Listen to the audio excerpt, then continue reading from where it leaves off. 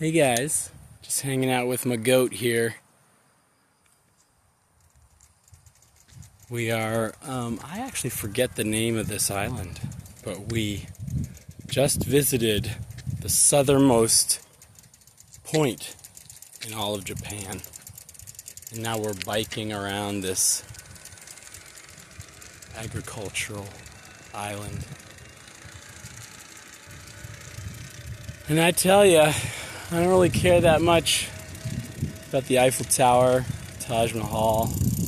There's a couple cathedrals I'd really like to see. But when it comes to things I really, really want to see,